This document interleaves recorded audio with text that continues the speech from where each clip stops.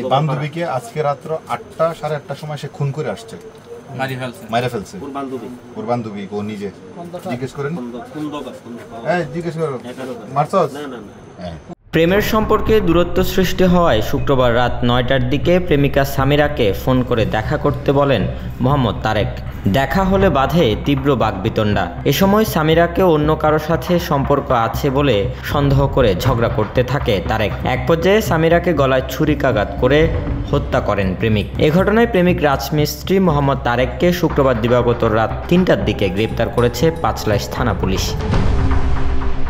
নগরের পাঁচলাইশে মরিয়ম আক্তার সামিরা নামের এক পোশাক শ্রমিক খুনের ঘটনায় সিএমপির সদর দপ্তরে এক সংবাদ সম্মেলনে এসব তথ্য জানান সিএমপির মিডিয়া অ্যান্ড পাবলিক রিলেশনস বিভাগের এডিসি কাজী মোহাম্মদ তারেক আজিজ।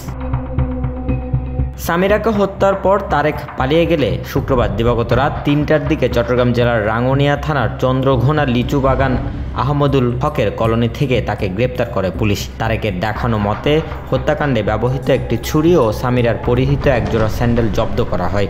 প্রাথমিক জিজ্ঞাসাবাদে তারেক হত্যাকাণ্ডের কথা স্বীকার করেছে বলে জানিয়েছেন পাঁচলাইশ থানার ভারপ্রাপ্ত কর্মকর্তা মোহাম্মদ সোলায়মান।